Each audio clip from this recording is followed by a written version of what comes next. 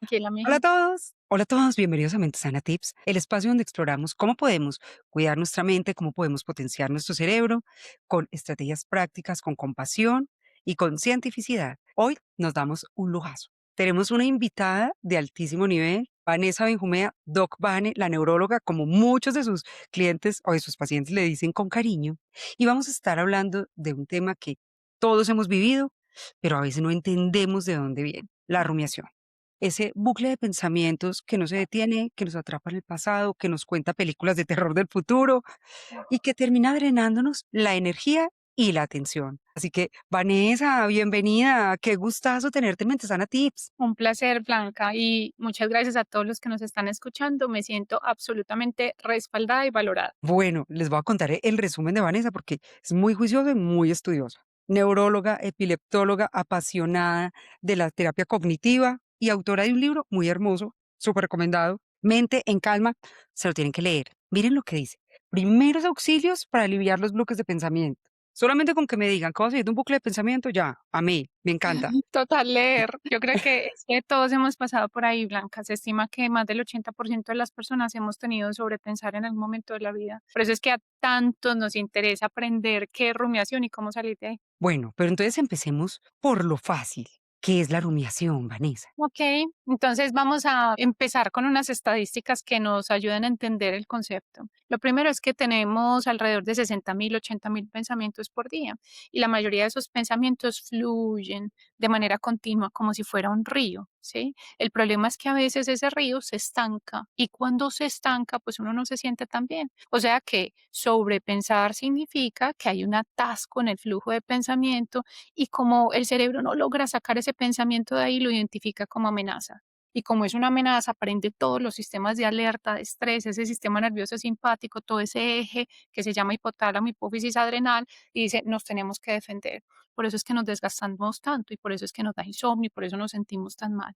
O sea que yo puedo sobrepensar porque tengo un problema y pues el flujo del pensamiento sigue. Cuando encuentro la solución, el eco de mi mente se apaga. Pero cuando yo no tengo una solución, una acción, algo que, digamos, mejore ese atasco, pues mi cerebro se va a sentir muy mal. Y a eso lo conocemos como rumiación del pensamiento o sobrepensar mal adaptativo. Bueno, y mira que acá hay una cosa importante que necesitamos entender y es que no es que el cerebro esté haciendo eso porque sea malvado con nosotros y quiera que suframos, sino Sí. que busca cómo predecir lo que va a pasar, nos quiere proteger y por eso le da vueltas y vueltas en las horas menos adecuadas.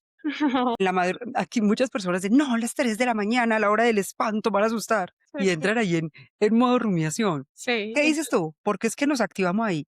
claro, o sea que un concepto en relación con la primera frase que dijiste, y es que nuestro cerebro no está para hacernos felices, sino para solucionar problemas y preservar nuestra supervivencia. Y eso es muy difícil de entender. Uno dice, pero Vane, ¿cómo vas a decir que mi cerebro no quiere que yo sea Uno no feliz? quiere aceptar eso. Exacto, pero bueno, mi cerebro me quiere tener viva y desde tiempos inmemorables esa ha sido la función cerebral. Y como quiere solucionar problemas todo el tiempo, pues bueno, como identifica el atasco, dice esto es un problema y ahí me quedo. O sea que amplifica el atasco. Y lo siguiente es que una de las cosas más difíciles es convivir con nuestra mente en momentos de silencio. Por eso es que la rumiación del pensamiento se exacerba tanto en la noche y por eso es que mi definición de bienestar mental es que yo pueda convivir a solas con mis propios silencios y que ese silencio no represente un ruido, ¿sí? Y lo de la madrugada es que a veces hacemos picos de cortisol a las 2 o 3 de la Ajá. mañana y eso constituye el insomnio, despertar temprano y muy típicamente es para mi cerebro diciéndome, ¿por qué no te pones a pensar en ese problemita o en esa cosa que no hiciste? ¿Sí? O sea que una de las formas en las que se presenta la rumiación del pensamiento es con insomnio, despertar temprano. Bueno, pero acá tenemos que entrar como en algo interesante y es entender la diferencia entre la rumiación y el análisis efectivo, positivo, profundo, porque no podemos como confundir las dos, porque en uno, como que cuando estamos haciendo un análisis, uno se sienta, piensa en el tema, concluye o dice, voy a tomar esta acción y ya está. En cambio, cuando rumiamos, incluso es muy bonito en el libro, es la rueda del hámster. Estás Ajá. corriendo y corres y el desgaste es tremendo porque entonces te sientes abrumado y desgastado, pero no llegas a ninguna parte. ¿Cómo diferenciamos? ¿Qué Claro. dices? Entonces, mira que ya definiste entonces las 2 formas de sobrepensar. El adaptativo, ¿qué es ese? Bueno, tengo un problema, me siento, analizo, encuentro la solución, mi mente se calma. Pero cuando yo me pongo a pensar en un problema y no sigo adelante, es decir, no conduce a una acción, pues estamos hablando de ese sobrepensar maladaptativo o rumiación. Por eso es que es muy importante esta diferencia, pues porque la gente dice, vale, pero todos pensamos y pensamos un montón de cosas todo el tiempo, pero piensen en eso, si están atascados o no. Y si eso está ahí pegado, como si fuera un chicle, si hay un pensamiento que es como un chicle, eso es rumiación del pensamiento. Bueno, ¿cómo hacemos para identificar entonces que nuestros amigos que nos están escuchando en 30 países Ujú. digan, voy a hacer como un check de 5 cositas, 3 que digamos, con esto me doy cuenta de estoy en la rumiación o no estoy allí? Ujú. Entonces, es importante que en el libro precisamente les hice un checklist muy completo para saber si efectivamente estaban en rumiación del pensamiento. Entonces, si yo tengo un problema y me quedo ahí sin encontrarle solución y lo repito, eso es rumiación del pensamiento. Si me levanto en la madrugada o se me dificulta la conciliación del sueño y en la noche porque mi mente está a mil todo el tiempo, eso es rumiación del pensamiento. Si de pronto en el día a día alguien me dice algo, me equivoco en algo y yo lo único que hago es repetir mi error o el problema, eso es rumiación del pensamiento. Podríamos tener esos tres escenarios que son como muy clásicos y que creo que a todos nos ha pasado. Muchas veces está uno por ahí y le llega un pensamiento intrusivo. ¿Te acordaste de que hace 10 años la embarraste en X lado? O hiciste un comentario, aquí nos escucha muchos ejecutivos, hiciste un comentario en una reunión y la Ujú, gente como que, no ujú, funcionó la cosa y te quedas ahí rumiándolo. ujú. ¿Qué impacto puede tener esto en el cerebro, en la salud emocional? Ujú. O sea que en la rumiación yo hago un viaje en la línea autobiográfica del yo y por eso es que me pongo a pensar en cosas del futuro, sí, que no han ocurrido, pero que mi cerebro quiere recrear el escenario perfecto para hacerme sufrir, o me voy al pasado, que es lo típico en la rumiación del pensamiento, eventos del presente o eventos del pasado. Lo segundo es que a veces nos acordamos de cosas porque hay estímulos en el ambiente que nos llevan a recrear la escena, ¿cierto? Y lo tercero es que si yo estoy pasando por ahí, es entender que todos nos equivocamos, sí, y cómo hago entonces para hacer las paces con mi pasado, mi presente o con mi error, precisamente para que no se siga desplegando una y otra vez sobre mi mente. Ahí es cuando llegan las técnicas de neurociencias para ayudarnos a, digamos, a hacer las paces con esas redes neuronales que conocemos como la red neuronal por defecto, la red de saliencia y la red ejecutiva central y unas estructuras cerebrales. Déjame hacer un, digamos, un zoom a esas estructuras. Yo sé que en el libro se los explico más profundo, pero eso es importante para entender cómo funcionan, por ejemplo, las técnicas de neurociencia, los psicofármacos, en fin. Cuando nosotros nos metemos en nuestra mente, por ejemplo, cuando estamos pensando en ese error del pasado o cuando vamos por la autopista manejando y ni entendemos cómo llegamos a un sitio, es porque estamos en plena red neuronal por defecto. Y esa red neuronal por defecto, pues todos lo tenemos y todos la aprendemos una y otra vez en el día. Pero en personas con rumiación o con estados adversos de la mente, esa red se prende más y está hiperconectada o conectada de una manera diferente. Por eso es que me la paso en el pasado, me la paso en el futuro, cuando tengo depresión, cuando tengo ansiedad o cuando tengo rumiación del pensamiento. Y las estrategias, tanto farmacológicas como no farmacológicas, son capaces de moldear esa red. Y nosotros lo medimos. Nosotros en consulta, por ejemplo, estamos haciendo investigación, midiendo la red a nuestros pacientes pre y post tratamiento y efectivamente evaluando cómo cambian esas conexiones, esos nodos y cómo se conectan entre ellos y claramente se ve el cambio en los pacientes, no solamente subjetivo de ya no tengo rumiación del pensamiento, sino también que el cerebro cambia en esa conectividad que estaba alterada. Mira que es súper importante esa explicación que tú nos das, porque ¿qué nos permite como entender que la rumiación va más allá de, "Ay, estoy pensando bobadas", de Sí, cómo se activan todas estas áreas como la amígdala, que es ese centro del miedo y la alarma? Yo siempre cuento una historia, te la voy a contar a ti. ¿No sí, te parece que hace como 10 años iría? Yo estaba en Bogotá en una conferencia, en el Club El Nogal. Entonces hablando, no, la amígdala, no sé qué, me bajé.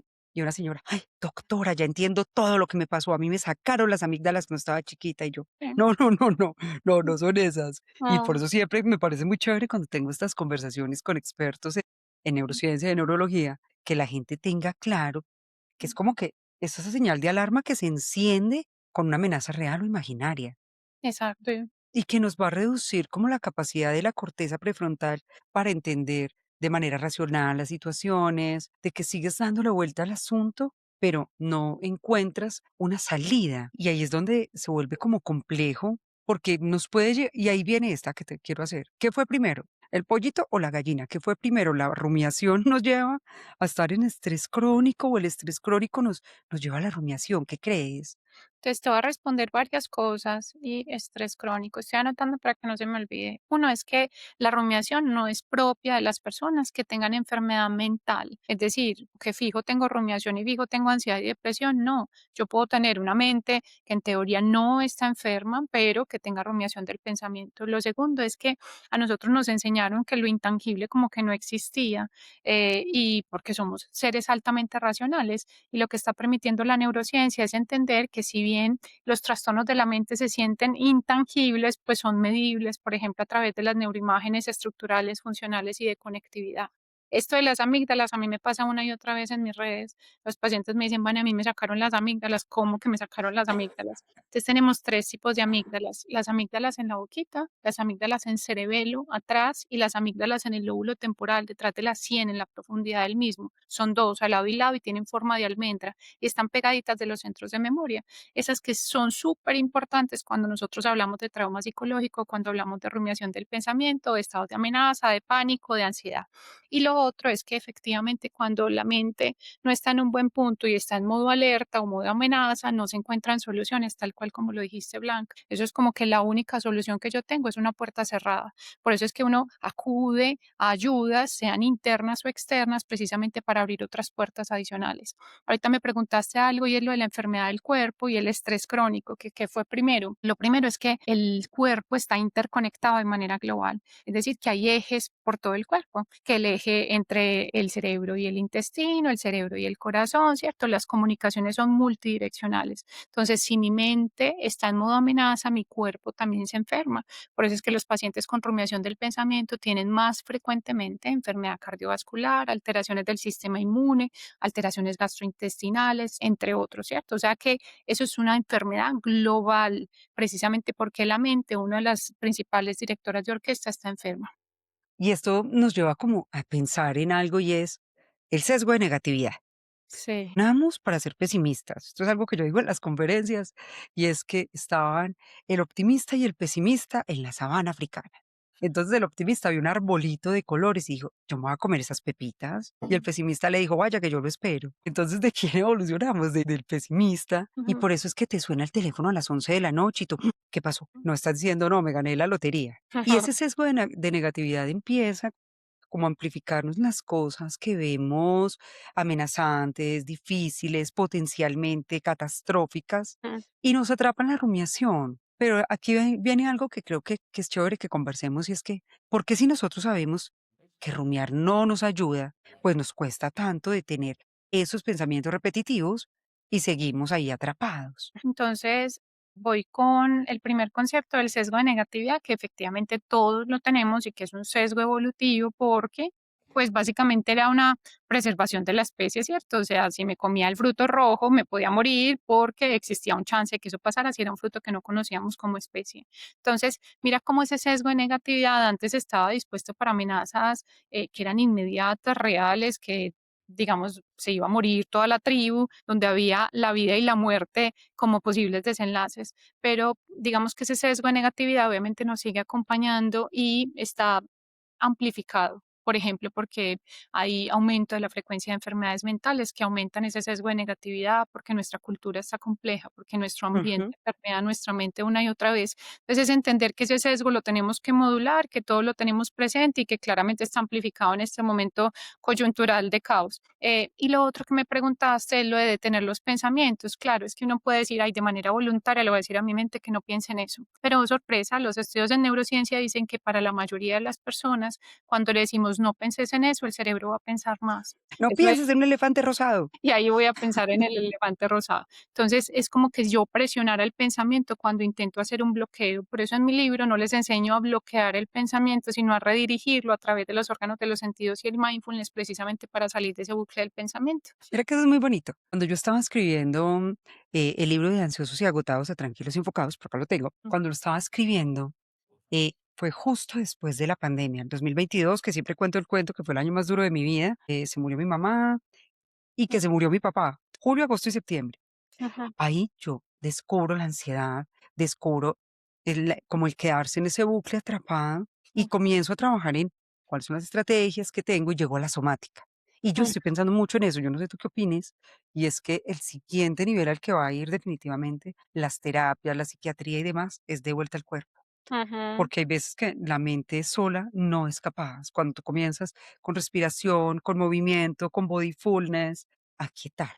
Como que ujú, tocas base y dices, me siento mejor antes de sentirme bien. ujú, Y ahí hay algo del libro que me parece muy chévere y es que nos lleva a eso que estabas diciendo, a entendernos de ujú, algo que normalmente la gente no habla y es la neuroplasticidad negativa, ujú, de que así como hay una neuroplasticidad que yo fortalezco las redes neuronales por repetición para mejorar la memoria, la atención, pues también fortalezco esas redes neuronales de la rumiación cuando no tengo estrategias para comenzar a desmontarlas, que no es de ujú, repente, que no es que no respiré un día y no me sirvió. Hablamos ujú. un poquito de eso. Claro, sin duda. Las cosas, uno es que los que trabajamos con enfermedades de la mente y el cerebro y atendiendo pacientes y familias, en fin, pues estamos inmersos en mucho caos.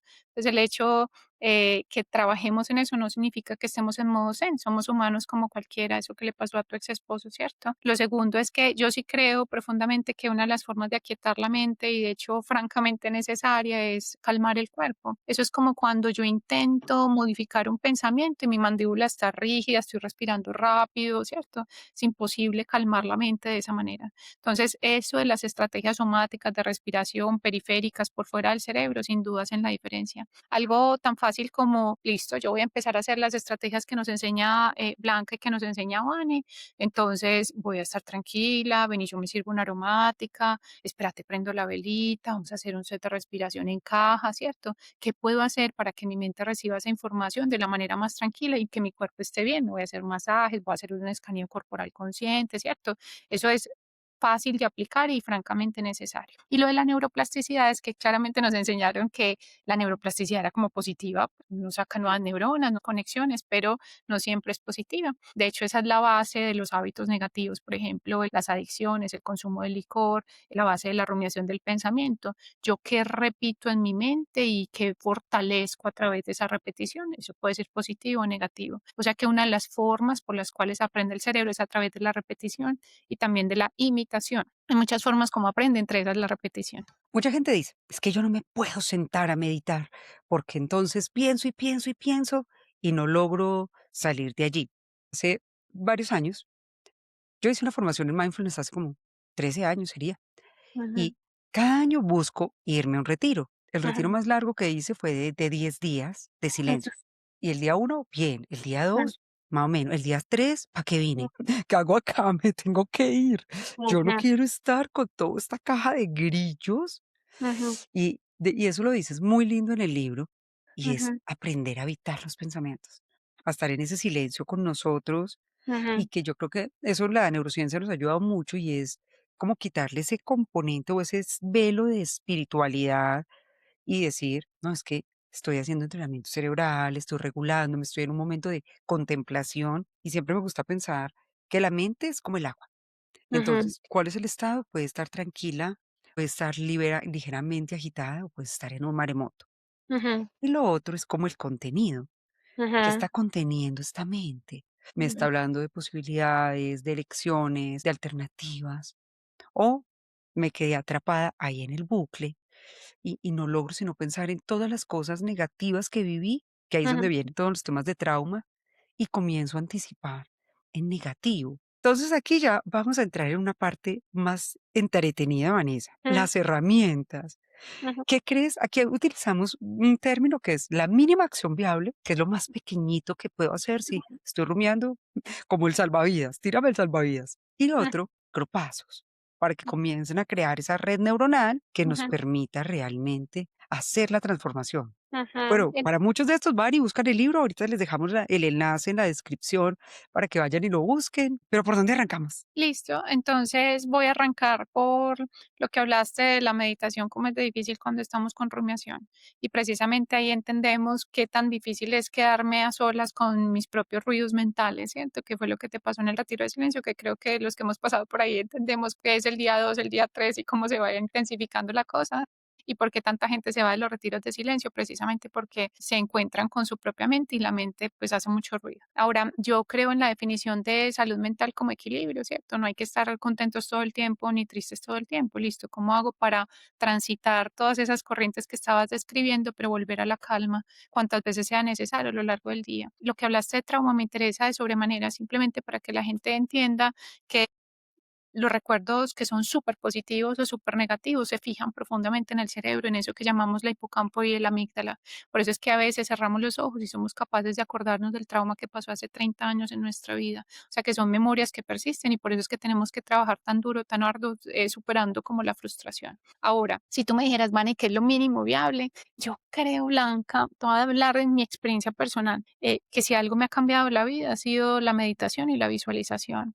Y cuando me dices, Vane, ¿qué es lo mínimo de meditación? Pues hay estudios en neurociencias que nos dicen que, por ejemplo, 13 minutos diarios por 4 a 8 semanas, en el cerebro ya hay unos cambios en esa red neuronal por defecto, en ese prefrontal fortalecido. Entonces vean que no les estamos hablando de una hora diaria, como a veces nos enseñan Ujú. una hora en la noche, pues bueno, en el mundo estamos y en este mundo pues está muy agitado. Entonces puedo empezar con 3 minutos, puedo ir aumentando de manera gradual hasta que llegue, por ejemplo, a una meta de 13 minutos, 15 minutos diarios y con eso voy a hacer la diferencia. O sea que ese mínimo viable, pues tenemos ahí en términos de la meditación, ¿qué puedo hacer? Y si yo en medio de la meditación visualizo mi ser como con toda la experiencia posible, con lujo de detalles, incorporando todos los órganos de los sentidos, como si estuviera lo más tranquilo posible, superando los problemas, sonriéndole a la vida, pues eso le va a hacer la diferencia al cuerpo.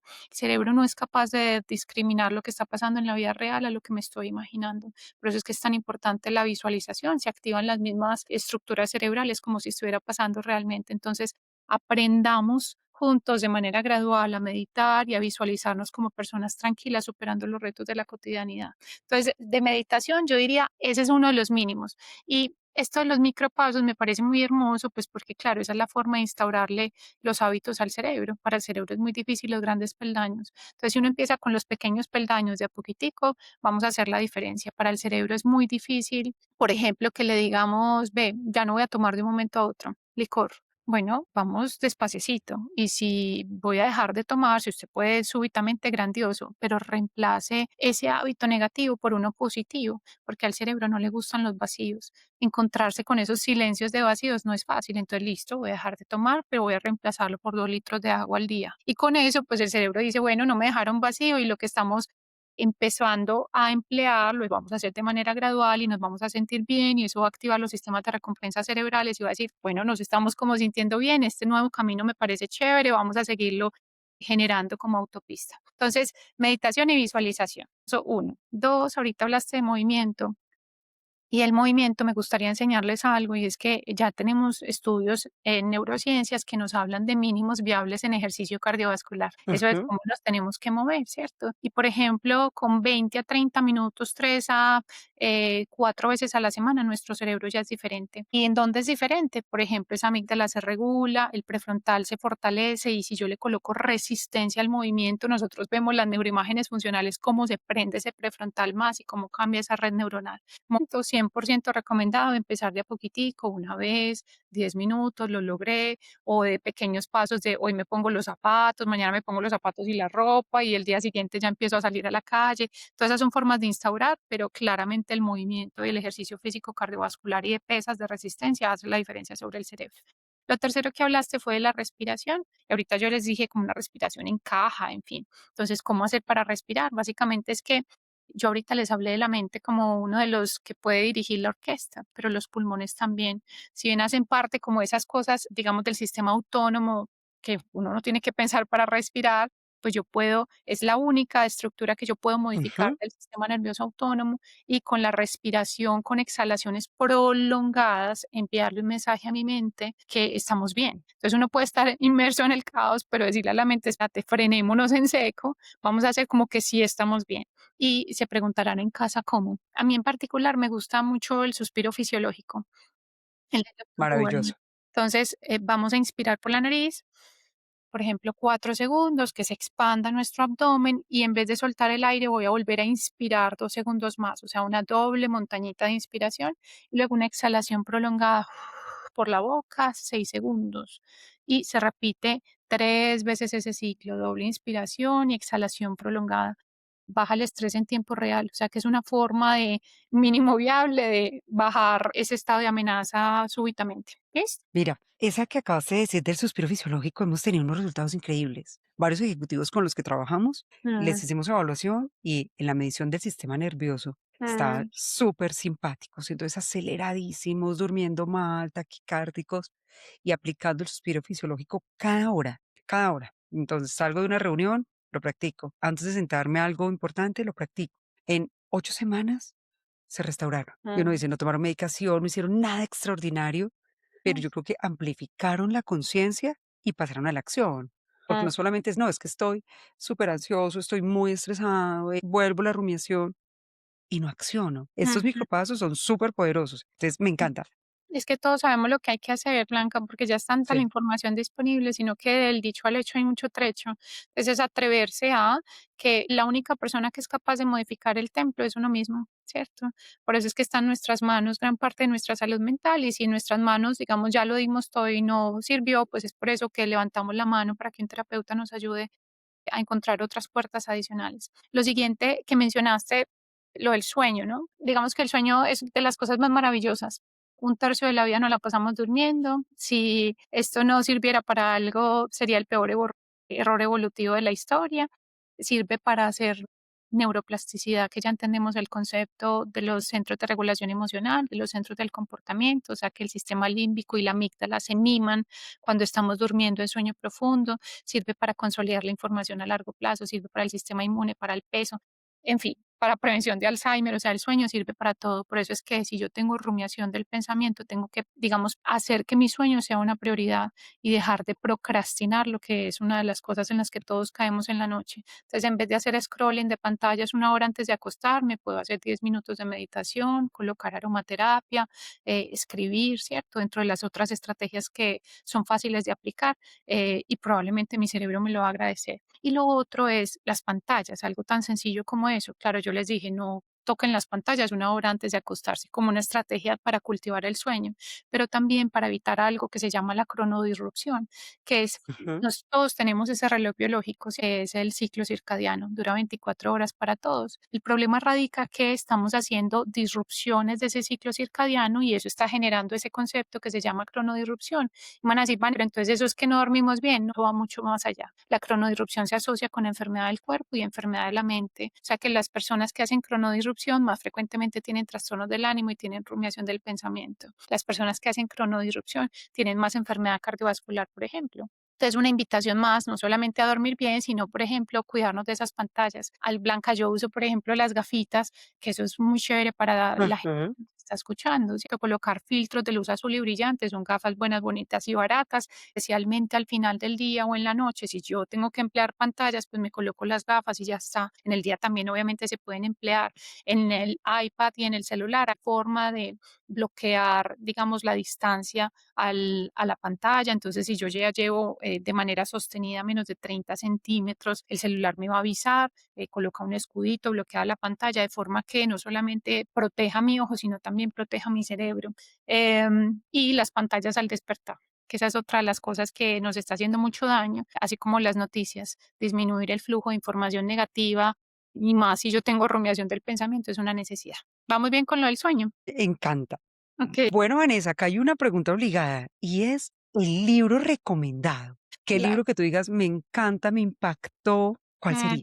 Los tengo acá a la mano. Uno, yo se lo recomiendo a todos mis pacientes siempre. Se llama La filosofía del éxito de Napoleón Hill. Es un libro que se lee con un cafecito en mano. Realmente es un libro corto. Atrévanse a leerlo, a subrayarlo, a sacar digamos, formas de aplicarlo en la vida, las estrategias que le enseñan. Cuando yo leí el título, Blanca, te debo confesar que yo dije, ay, como otra cosa de economía, no sé. Y lo cogí como, no sé, me lo leeré. Cuando llegué a él, Napoleón Hill hacía meditación y Napoleón Hill habla de los estados expandidos de conciencia como una forma de cambiar mi realidad y cambiar la realidad que me rodea. O sea, este libro súper hermoso. Y lo otro es de los libros favoritos míos de todos los tiempos, que te estaba diciendo antes de empezar, está Supraconciencia del doctor Sanz, el doctor que es un cirujano español, que habla de esos estados expandidos o de supraconciencia. Si en el libro uno que se llama Supraconciencia y este que es el libro 2 Ego y Supraconciencia, que es el que me estoy leyendo en este momento, 100% recomendados. Estas son las dos recomendaciones mías. En mi Instagram también tengo en las historias destacadas libros, que son los libros que yo sí o sí me leería. Ahí les muestro todo también. Buenísimo, me encanta. No, Vanessa, gracias por estar aquí. De verdad que fue una conversación súper rica. Se nos fue volando el tiempo. Me encantaría que le contaras a las personas dónde te encuentran y ya saben que debajo les vamos a dejar el enlace para que vayan y busquen Mente en Calma, el libro de Vanessa, muy lindo, hermoso, ilustrado con colorcitos, muy chévere. Tenemos Panamá, Colombia, Ecuador, España, Estados Unidos, Puerto Rico, Canadá.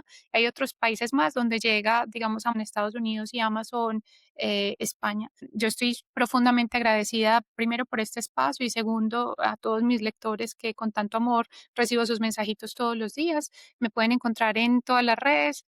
Soy mucho más activa en Instagram, pero bueno, está Instagram, TikTok, YouTube como Journal de Vane, se los dejamos abajo, como el diario de Vane. Y lo segundo es que mi página web también está disponible. Pueden descargar, por ejemplo, un ebook gratuito, les hago neuroblogs, docvane.com. Simplemente en Google pueden colocar Docvane y ahí les va a salir toda la información. Me encanta. Bueno, Vanessa, no, gracias por estar aquí. Tenemos mucho de qué conversar, te estaremos invitando para que hablemos de próximos temas. Hay algo muy lindo y es que le hablas a las personas en lenguaje que entienden.